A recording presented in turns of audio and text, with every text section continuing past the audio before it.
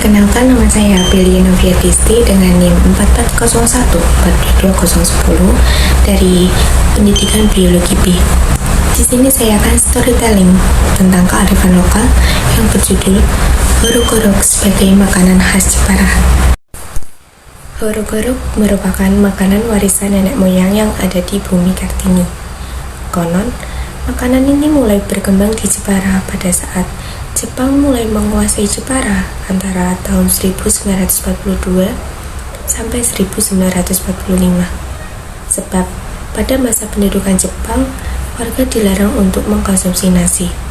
Oleh karena itu, petani tidak boleh menjual berasnya kepada warga.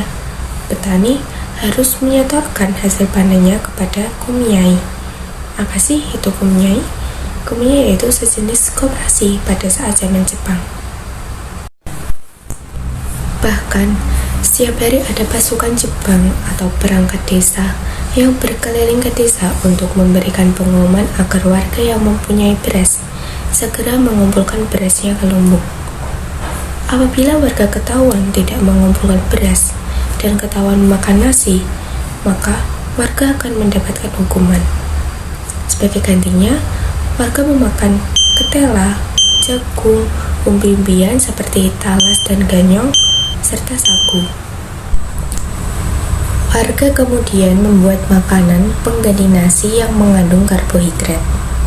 Akhirnya, dengan kearifan lokalnya, warga membuat makanan horok-horok yang terbuat dari tepung pohon aren yang kala itu banyak ditemukan di Jepara. Horok-horok diolah dari tepung pati pohon aren dengan cara yang cukup istimewa, yaitu dikeruk dari batang pohon aren yang menggunakan alat khusus yang menyerupai sisir rambut. Cara pembuatannya yaitu yang pertama, tepung pohon aren dibersihkan terlebih dahulu, kemudian tunggu tepung aren ini sampai kering. Setelah itu, kukus tepung aren ini selama 2 kali pengukusan agar nantinya akan menjadikan horok-horok ini menjadi bertekstur kenyal dan lebih padat. Horok-horok ini merupakan makanan yang sangat langka karena hanya dapat ditemukan di Jepara. Horok-horok ini biasanya dimakan menggunakan sate kikil, soto, gulai, bakso, mie ayam, dan juga pecel. Selain itu, horok-horok ini biasanya dimakan juga dengan santan dan sedikit gula pasir seperti bubur.